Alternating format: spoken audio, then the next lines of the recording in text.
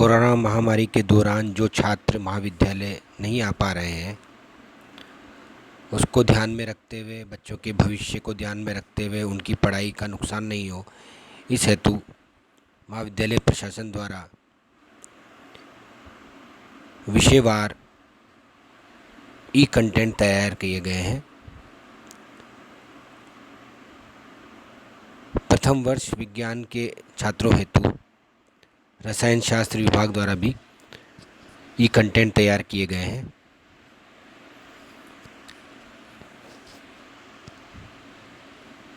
परमाणु संरचना।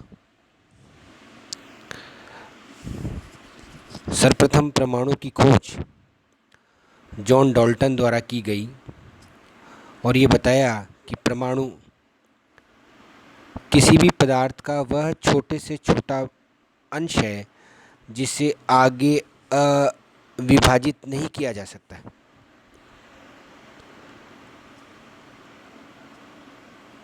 John Dalton के अनुसार सभी पदार्थ सूक्ष्मतम अविभाज्य कणों से मिलकर बने होते हैं, जिन्हें परमाणु कहते हैं। डाल्टन के अनुसार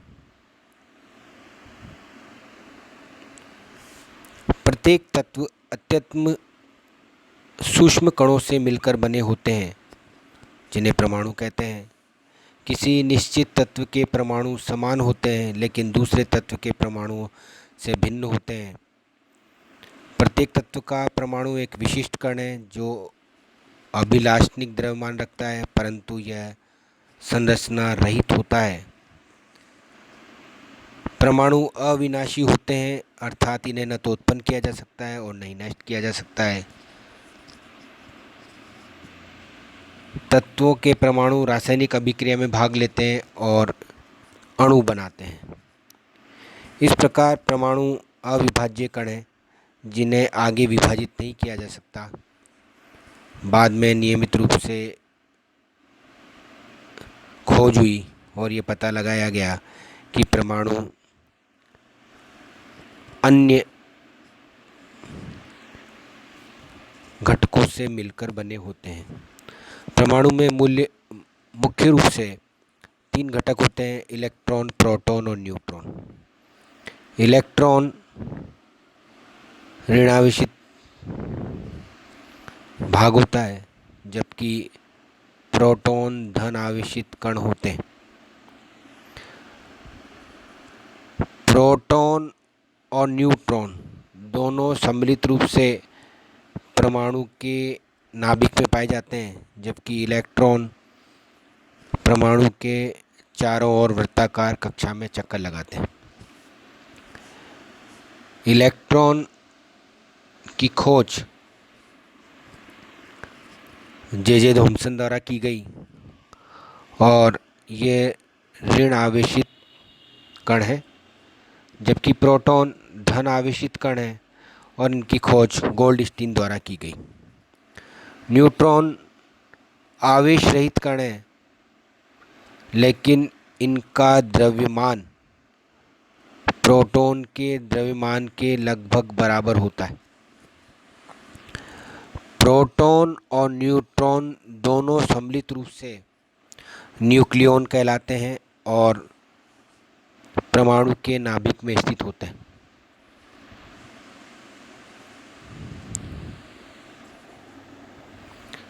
परमाणु को दर्शाने के लिए वैज्ञानिकों ने उन्हें नाम दिए और उनको प्रतीकों द्वारा दर्शाया। यहाँ पर X किसी भी परमाणु के प्रतीक को दर्शाता है, जबकि A परमाणु के द्रव्यमान को और Z परमाणु क्रमांक को बताता है। परमाणु क्रमांक इसे हम Z से व्यक्त करते हैं। तत्व के नाभिक में उपस्थित प्रोटॉनों की संख्या को ही परमाणु क्रमांक कहते हैं। इसे नाभिकीय आवेश भी कहते हैं। उदासीन परमाणु में, जिस पर कोई आवेश नहीं होता, प्रोटॉन की संख्या उस परमाणु में उपस्थित इलेक्ट्रॉनों की संख्या के बराबर होती है, जबकि द्रव्यमान संख्या इसे हम A से व्यक्त करते हैं। परमाणु के नाभिक में उपस्थित न्यूट्रॉनों की संख्या और प्रोटॉनों की संख्या के योग के बराबर होती है, जिसे हम न्यूक्लियॉन भी कहते हैं। और ये न्यूट्रॉन प्लस प्रोटॉन के द्रव्यमान से मिलकर बनी होती है।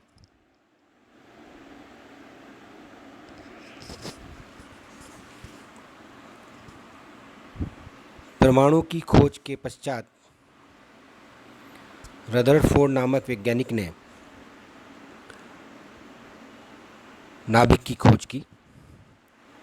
इसके लिए उसने सोने की पतली पन्नी पर अल्फा कणों की बौछार की और उसने पाया कि अधिकांश अल्फा कण स्वर्ण पन्नी को भेदकर उसके आर पार चले जाते हैं और कुछ कण पन्नी से टकराकर कुछ कोण पर निकल जाते हैं। बहुत ही कम कण पुनः टकराकर वापस लौट आते हैं। अतः उसने पाया कि स्वर्ण पन्नी के केंद्र में कोई कठोर व धन आवेशित भाग उपस्थित होता है, जिसे हम नाभिक कहते हैं। परमाणु का अधिकांश भाग रिक्त या खोखला होता है। कुछ ही अल्फा कण प्रतिकर्षण बल के कारण विक्षेपित होते हैं। इससे यह पता लगता है कि परमाणु के मध्य धनावेशित भाग पाया जाता है। रदरफोर्ड ने गणना करके दिखाया कि नाभिक का आयतन परमाणु के कुल आयतन की तुलना में नगण्य होता है। परमाणु की त्रिज्या लगभग 10⁻⁻10 होती है और जबकि नाभिक की त्रिज्या 10⁻⁻15 होती है।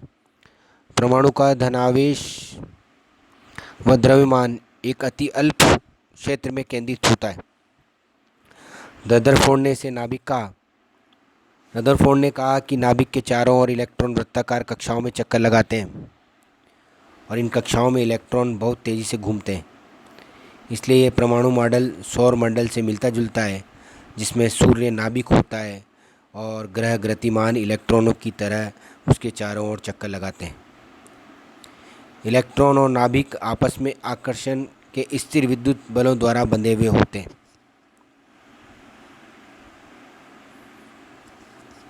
कुछ समय पश्चात रदरफोर्ड के मॉडल द्वारा और उसके किए गए प्रयोग द्वारा जब ये नाभिक का पता लग गया, तब मैक्सवेल नामक वैज्ञानिक ने बताया कि जब नाभिक के चारों ओर इलेक्ट्रॉन आकर्षण बल द्वारा बंधे होते हैं और वृत्ताकार कक्षा में चक्कर लगाते हैं, जैसा कि रदरफोर्ड ने बताया, तो इस प्रकार वह अपनी ऊर्जा का लगातार ह्रास करते रहेंगे और सर्पिलाकार पथ में गति करते हुए नाभिक के समीप आ जाएंगे और नाभिक में समा जाएंगे। इससे परमाणु अस्थायी होना चाहिए। मैक्सवेल ने रदरफोर्ड के परमाणु के स्थायित्व को गलत ठहराया। उसके पश्चात नील्स बोर नामक वैज्ञानिक ने परमाणु के स्थायित्व के लिए एक मॉडल प्रस्तुत किया। यह मॉडल विकिरण के क्वांटम सिद्धांत तथा भौतिकी के चिरसम्मत सिद्धांत पर आधारित है। इस मॉडल के अनुसार नाभिक केंद्र में होता है और इलेक्ट्रॉन नाभिक के चारों ओर वृत्ताकार कक्षा में चक्कर लगाते रहते हैं।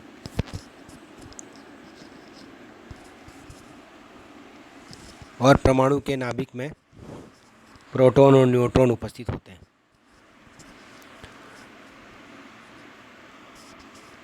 नाभिक तथा इलेक्ट्रॉन के मध्य लगने वाला आकर्षण बल इलेक्ट्रॉन पर लगने वाले अपकेंद्रीय बल के बराबर होता है। इलेक्ट्रॉन केवल उन्हीं कक्षाओं में चक्कर लगाते हैं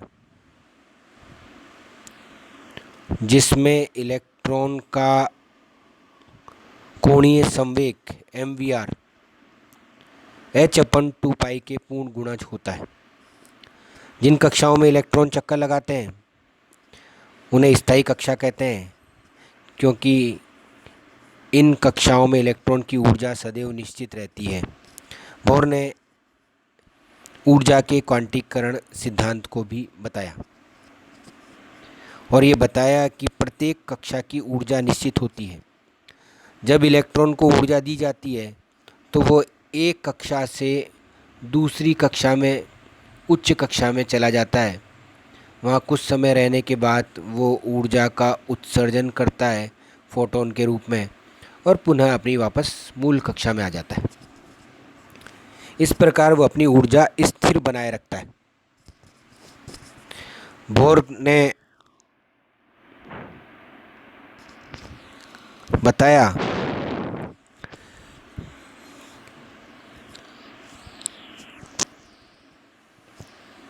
कि परमाणु के केंद्रीय भाग में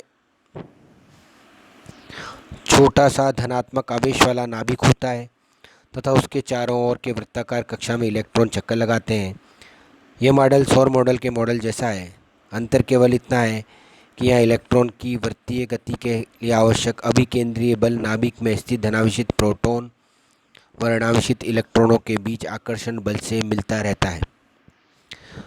उसने बताया कि परमाणु पर कोई गुरुत्वाकर्षण बल कार्य नहीं करता। इस प्रकार उसने परमाणु मॉडल प्रस्तुत किया। धन्यवाद।